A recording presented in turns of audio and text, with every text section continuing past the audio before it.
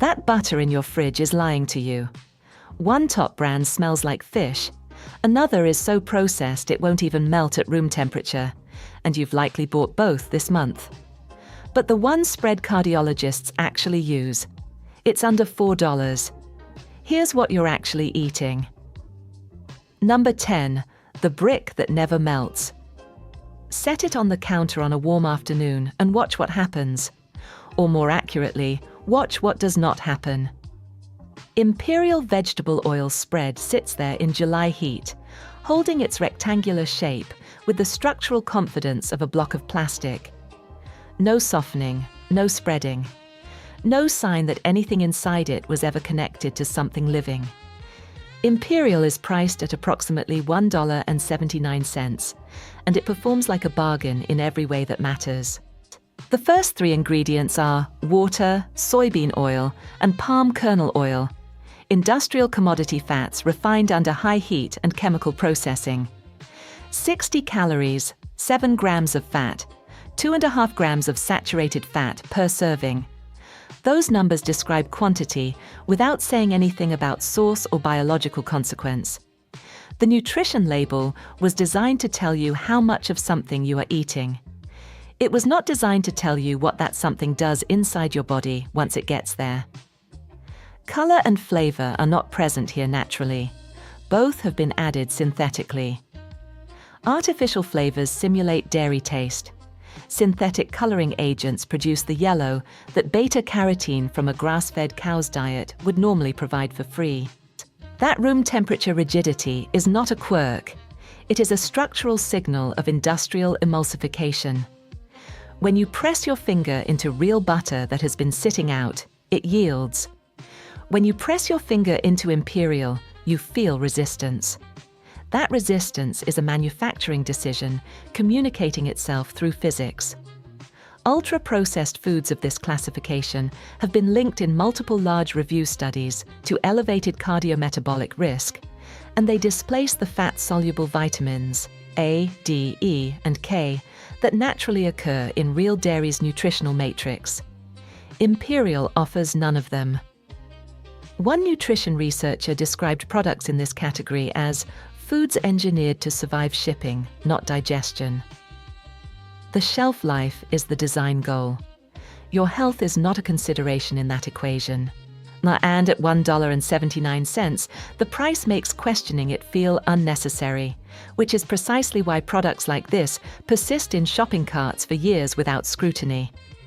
The cheapest product in the aisle is also the worst on the label. Number 9, made with real milk and a lot of lies. 130 milligrams of sodium per serving. In a spread. To put that in perspective, a serving of parquet contains more sodium than a small order of McDonald's fries by weight. Shoppers who avoid fast food for cardiovascular reasons and then reach for parquet are making a calculation with missing numbers, and those numbers are not hidden. They are printed on the back of the container. The packaging is obscuring the label.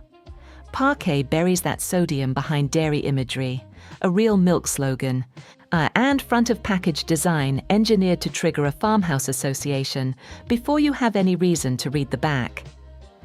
This is a studied application of what food marketing researchers call front-of-pack priming, establishing an emotional impression in the first 2 seconds of product contact before rational evaluation begins. By the time you are reading the ingredient list, your brain has already filed parquet under dairy.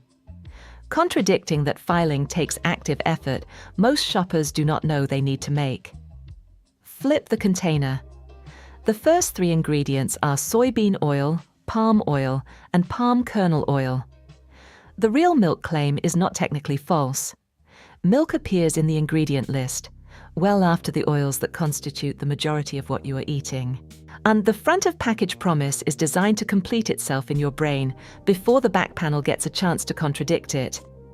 Palm oil carries a double indictment worth naming here, associated in nutritional research with elevated LDL cholesterol, and its global production is one of the leading drivers of tropical deforestation. Every subsequent product on this list that leads with palm oil inherits both of those problems. What Parquet is actually selling is an oil emulsion with a sodium load, a deforestation supply chain, and a label strategy built entirely on implication. The farmhouse on the front of the package does not exist. The dairy connection is a legal technicality. The sodium is real. Number 8. The staple that turns to jelly leave country. Crock Original on the counter, and it does not soften the way real butter does. It transforms. The texture shifts into something gelatinous, a slightly translucent, wobbling mass that bears no resemblance to anything a churning process would produce. Try this at home. Set country crock on a plate next to a tablespoon of real butter and leave both at room temperature for 2 hours.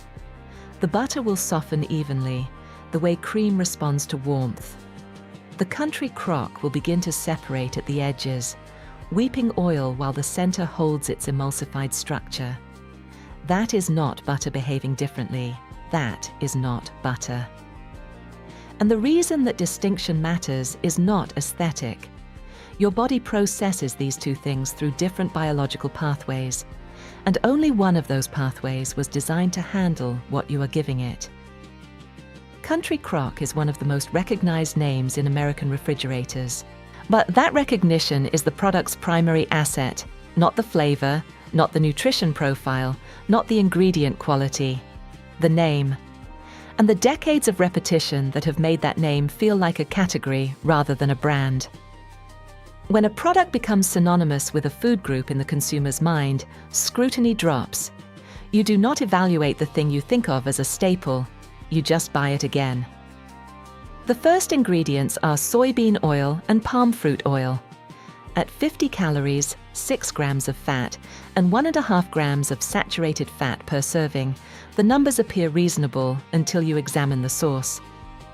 Large-scale reviews of ultra-processed food consumption have found associations with a 21% increased risk of all-cause mortality among high consumers.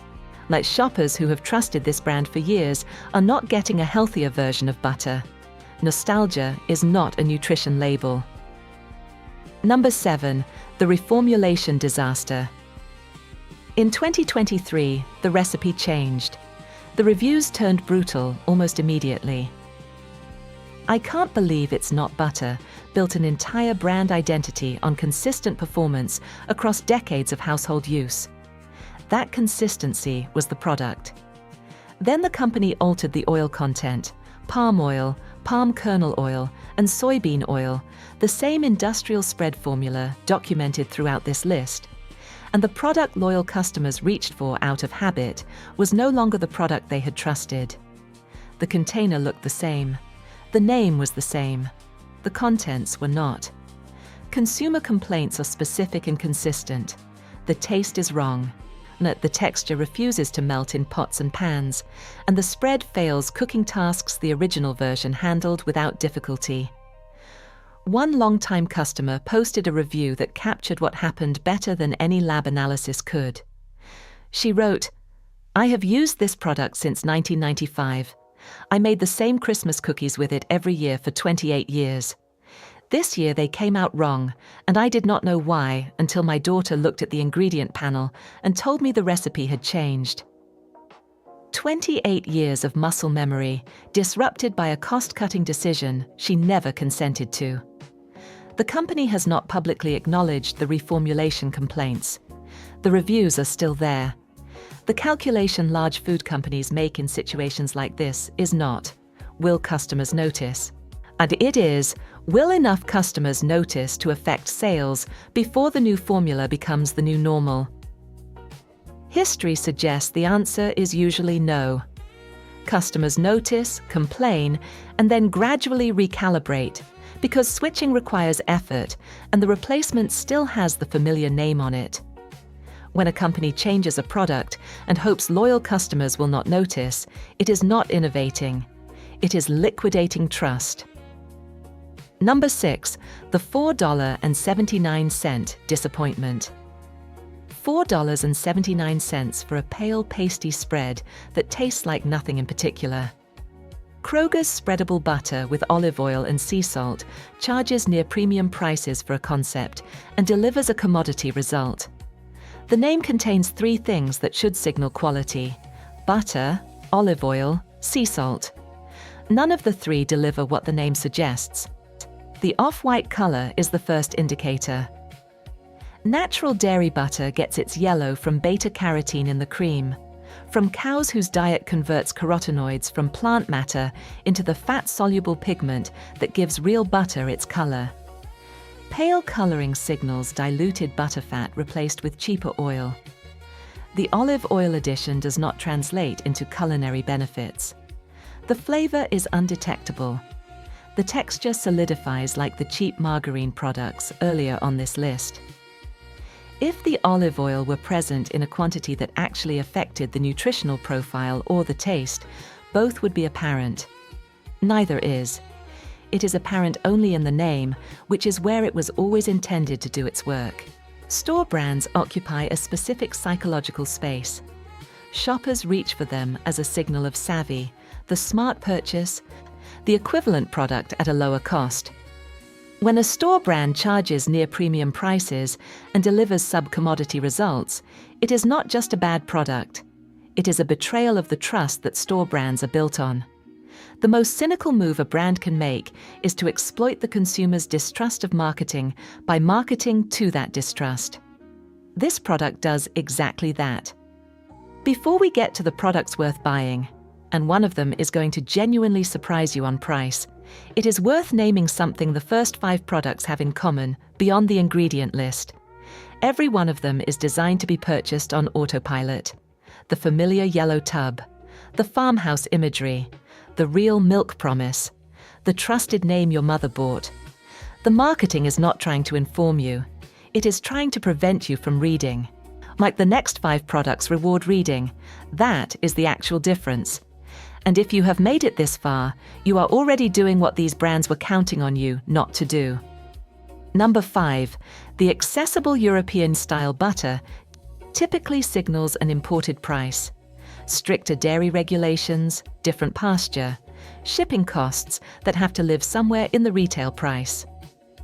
That assumption has kept a lot of American shoppers away from European-style butter, not because they did not want it, but because the math did not work. Danish Creamery is the product that breaks that assumption without asking you to reconsider your budget. Made in Dublin, California, it delivers 85% butterfat at $4.99. The name implies Denmark. The production is in California, and the fat content is the number that actually matters, and it matches or exceeds many imported options that cost twice as much. That gap is the kind of value discovery that genuinely surprises people who have been paying import prices when a domestic equivalent was sitting on the same shelf the whole time. Higher fat density means lower water content, less steam during baking, and more direct fat-to-flour interaction in pastry. In a croissant, you want controlled lift. In a shortbread, you want none. The lower the water content, the more control the baker has over that variable. Home bakers who switch describe a specific moment. They toast sourdough, add a pat straight from the refrigerator, and watch it melt. Not pool, not separate, melt. The way butter in a food photograph looks, which most people assume is a styling trick. It is not a styling trick. It is 85% butterfat behaving the way that fat concentration is supposed to behave.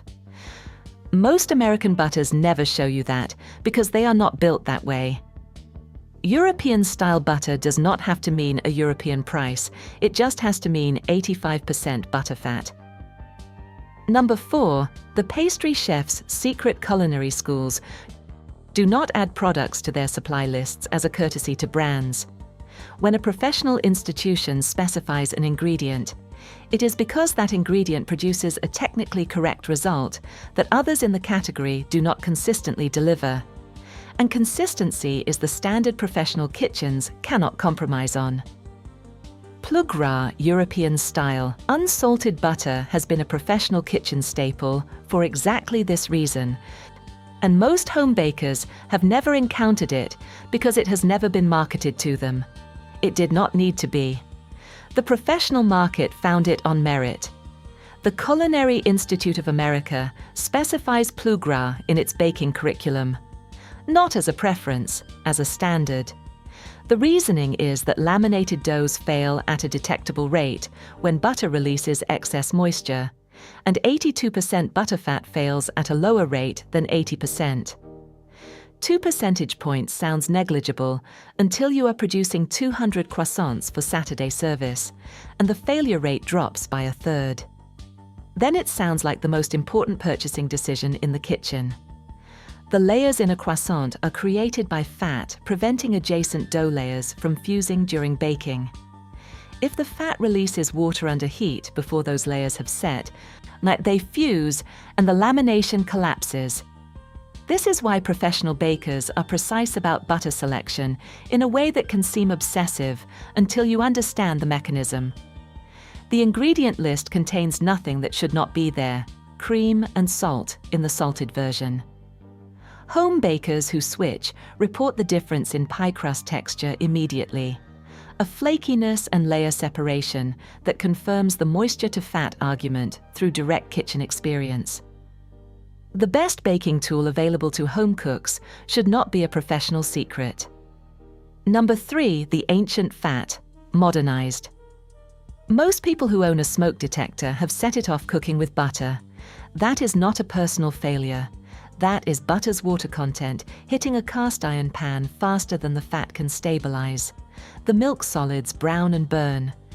Oxidation byproducts enter the food, and the standard solution is to lower the heat, which means you no longer achieve the Maillard reaction correctly, and the sear you were building does not happen. Ghee eliminates that failure mode entirely by removing the variable that causes it. 465 degrees Fahrenheit. That is the smoke point of Fourth and Heart ghee, the highest of any product on this list. The clarification process removes milk solids and water from butter entirely.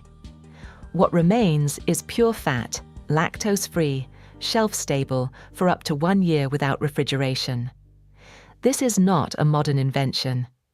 Ghee has been a culinary staple in South Asian and Middle Eastern cooking for thousands of years because it solved these problems before refrigeration existed. Industrial food culture set it aside because shelf-stable oil emulsions were cheaper to produce. That was an economic decision, not a nutritional one. The ancient solution was not improved upon. It was replaced for reasons that had nothing to do with your health.